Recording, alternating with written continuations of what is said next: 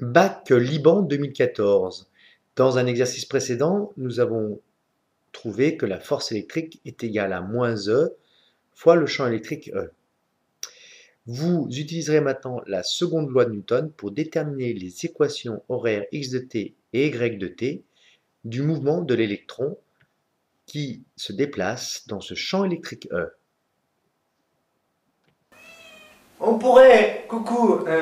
Voilà, bon, on pourrait se demander ce qui me donne la force de faire tout ça. Eh bien, c'est un peu grâce à ça. Voilà. Alors, dans le deuxième exercice, ça fait mal, les petites griffes. Dans ce deuxième exercice du bac Pondichéry 2014, on nous demande de retrouver les équations horaires du mouvement. Équation, ben, c'est x en fonction du temps. Équation horaire parce qu'il y a du temps. Hein, et puis y en fonction du temps. Alors pour ceci, on démarre évidemment de l'étude mécanique classique. Le système, c'est l'électron. Ensuite, nous avons le référentiel, eh bien c'est la Terre supposée galiléen. Ensuite, qu'est-ce que nous allons définir? Ben, le repère. Le repère, quel est-il? Eh bien c'est le repère R, O, I, J, repère cartésien orthonormé, norme de I égale norme de J égale 1. Et puis, on passe maintenant à la somme des forces extérieures. Bon, somme des forces extérieures, seconde loi de Newton, égale la dérivée de la quantité de mouvement par rapport au temps. C'est-à-dire la dérivée par rapport au temps de la masse de l'électron fois, ici, masse de l'électron qu'on note M0. Hein. Masse de l'électron M0 fois, eh bien, quantité de mouvement M fois vitesse V, ici, de l'électron. Alors, dérivé par rapport au temps, on peut sortir M0. Pourquoi? Eh bien, parce que M0, c'est une constante, on peut la sortir de la dérivée. Ce qui nous donne la somme des forces extérieures, eh bien, c'est la force électrostatique, Fe, qui est égale à M0 fois la dérivée du vecteur vitesse par rapport au temps, c'est-à-dire eh bien, M0 fois tout simplement le vecteur accélération. Ce qui nous donne pour la force électrique, Fe, eh bien c'est moins E fois le champ E, est égal à M0 fois le vecteur accélération. Autrement dit, le vecteur accélération, que vaut-il? Eh bien, moins E fois le vecteur champ électrostatique divisé par M0. Le vecteur A, comme tout vecteur, il y a combien de coordonnées dans le repère OJ? 2.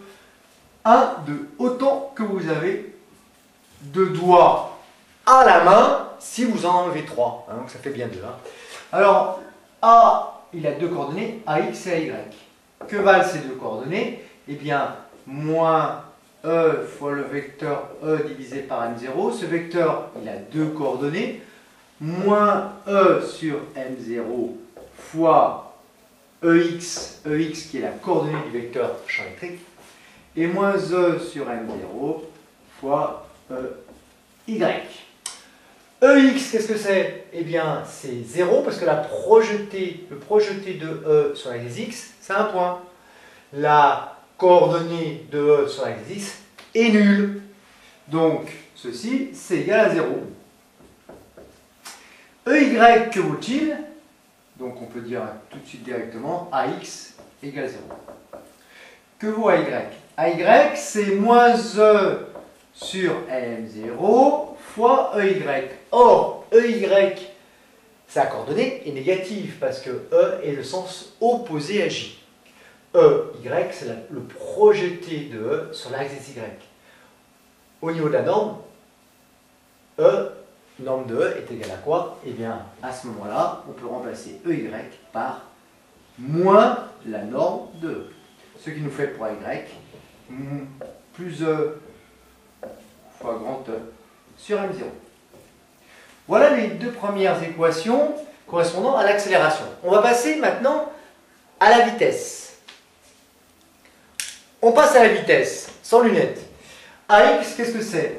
C'est la dérivée de la vitesse dvx sur dt. Et AY, c'est la dérivée de Vy par rapport au temps. Autrement dit, Vx est la primitive de AX. Ce qui nous fait Vx égale constante. Pourquoi? Si je redérive une constante par rapport au temps, je vais retrouver 0. Je vais retrouver à x. Que vaut cette constante? Eh bien, il faut regarder les conditions initiales. Condition initiale, at égale 0. Le vecteur vitesse vaut v0. Il a deux coordonnées. v0x, sa coordonnée sur l'axe x qui vaut v0, puisque la projetée de vecteur vitesse v0, eh bien, ça donne lui-même sur l'axe x. Et v0y, eh bien, si je projette le v0 sur l'axe y, 0. Donc, que vaut vx? Eh bien, vx à t égale 0 est égal à v0 et vaut cette valeur particulière de k. Ce qui nous fait vx égale v0. Qu'en est-il de vy maintenant?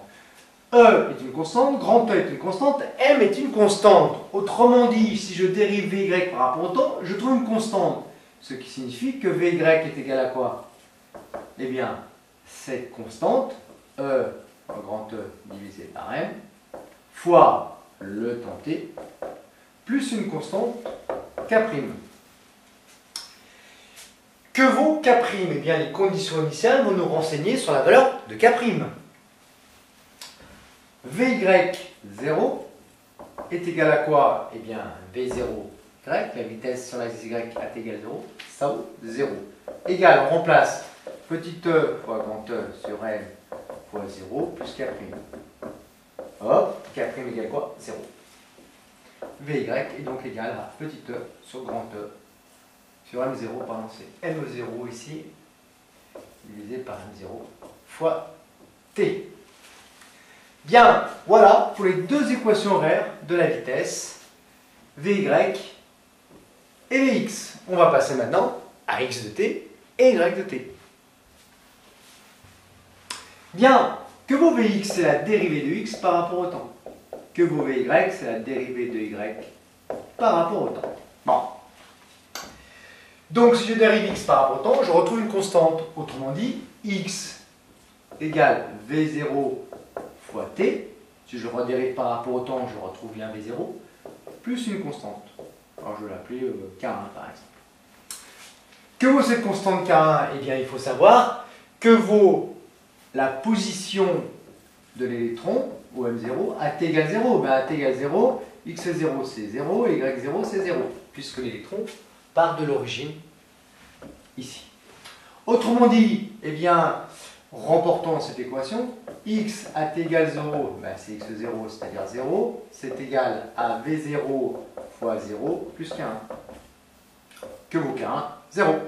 Donc, que vaut x, quel que soit t? v0 fois t. Allez, on encadre. Au bac, on encadre toujours ces résultats, on souligne ou on encadre, et en tout cas, on vérifie si on n'a pas oublié les unités, et si l'expression est homogène, de ce que nous allons faire après. Bien, que vaut maintenant y? Eh bien, si on dérive y par rapport au temps, on trouve petit e grand E fois t. Autrement dit, que vaut y? Eh bien, c'est la primitive de t, c'est 1 demi de t carré, donc c'est ceci, fois cette constante, E grand E sur m, plus évidemment une constante k2. À t égale 0, que vaut y0? Y0 est égal à 0. C'est égal à petit e sur grand E divisé par 2 m0. Décidément, m0, j'ai du mal à y penser. T2 plus K2. Bon, T vaut 0. 0 carré, ça fait 0. K2 égale 0. Voilà la deuxième équation horaire. X égale V0t et Y égale cette expression. Ce qui nous fait 1, 2, 3, 4, 5, 6 expressions, 6 équations horaires du mouvement.